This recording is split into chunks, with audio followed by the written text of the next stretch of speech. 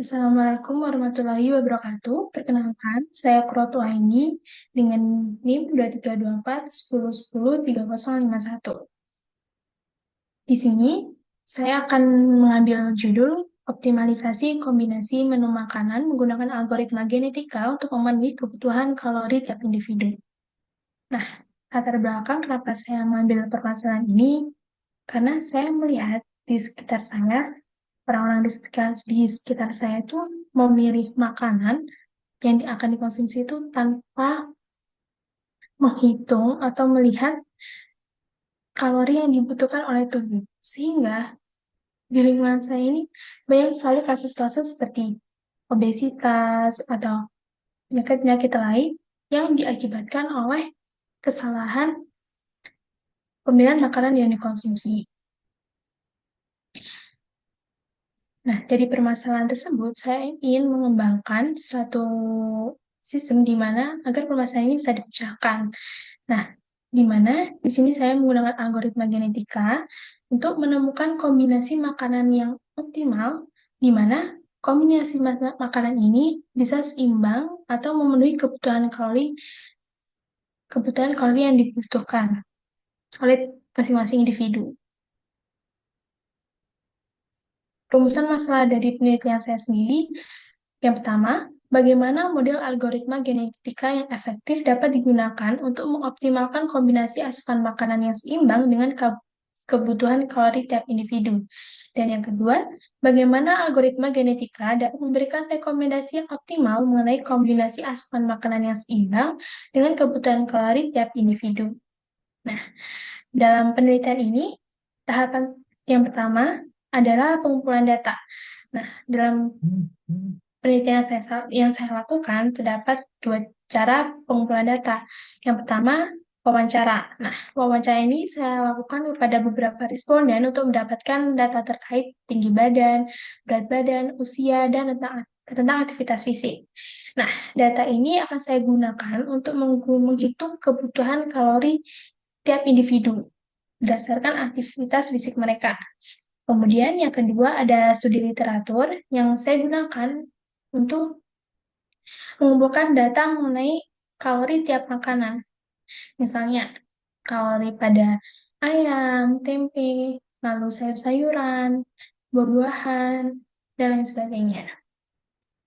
Selanjutnya, di sini terdapat implementasi algoritma genetika yang artinya mulai mengembangkan sistemnya. Di sini terdapat diagram alur yang menggambarkan sistem yang mengimplementasikan algoritma genetika untuk perhitungan atau maaf untuk menemukan kombinasi tersebut. Nah, yang pertama adalah input tinggi badan, maaf ada kesalahan ketik. Input tinggi badan, berat badan, jenis kelamin dan aktivitas fisik. Nah, input data ini saya dasarkan dari pengumpulan data pada tahap pertama tadi melalui wawancara. Selanjutnya, dilakukan perhitungan kalori. Nah, dari data yang sudah diinputkan, kemudian dilakukan perhitungan. Nah, perhitungan kalori tiap individunya saya gunakan rumus Harris-Benedict. Yang pertama, ada TDEE atau Total Daily Energy Expenditure sama dengan BMR, Basal Metabolic Rate, dikali dengan AF atau aktivitas fisik. Nah, nilai BMR di sini sendiri itu kita cari terlebih dahulu, di mana antara laki-laki dan perempuan memiliki rumus BMR yang berbeda. Nah, untuk laki-laki, itu rumusnya 66 ditambah 13,7 dikali berat badan, kemudian ditambah 5 kali tinggi badan, dikurangi 6,8 dikali usia.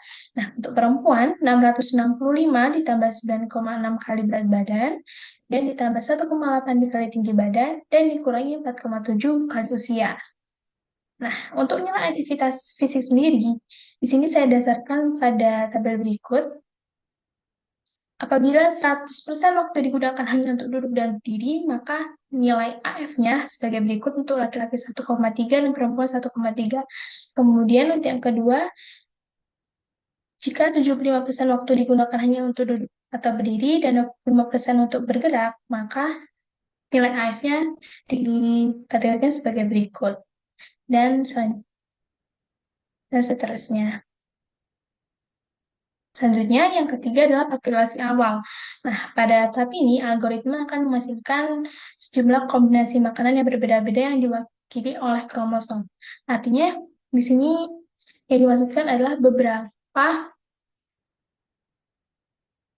kromosom yang berisi kombinasi makanan yang kemungkinan akan menjadi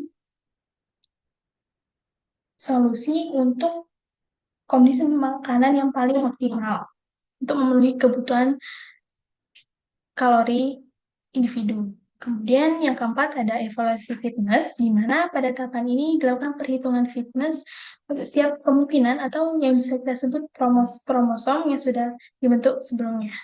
Selanjutnya ada seleksi. Nah, di seleksi di sini adalah proses pemilihan individu dengan nilai probabilitas paling tinggi yang memiliki kemungkinan lebih besar untuk dipilih pada tahap selanjutnya dan menjadi parent. Nah, jadi dari populasi yang sudah dihitung fitnessnya, kemudian dihitung probabilitasnya, itu akan dilakukan seleksi. Nah, jika mereka terpilih, akan menjadi parent. Kemudian, selanjutnya dilakukan pindah silang atau crossover, yaitu proses di mana gen-gen pada dua kromosom induk atau parent yang terpilih pada tahap seleksi dipertukarkan sehingga terbentuk kromosom baru yang mewarisi sifat-sifat dari kedua induknya. Kemudian selanjutnya mutasi. Nah, mutasi dalam genetika sendiri adalah suatu proses untuk mengubah secara acak beberapa gen dalam kromosom. Kemudian setelah dilakukan seleksi, pindah silang, dan mutasi, selanjutnya dilakukan cek kondisi. Nah, cek kondisi yang dimaksudkan apa? Yang dimaksudkan adalah sistem tersebut sudah mencapai kondisi selesai atau belum. Kondisi selesai yang dimaksud adalah apakah iterasi generasinya sudah maksimal atau nilai fitness terbaiknya itu sama berturut-turut dalam beberapa generasi. Itu yang dimaksud dengan kondisi selesai. Nah, mungkin itu sekian presentasi dari saya. Komentar dan saran saat saya butuhkan dari Bapak Ibu, kurang lebihnya. Saya mohon maaf. Wassalamualaikum warahmatullahi wabarakatuh.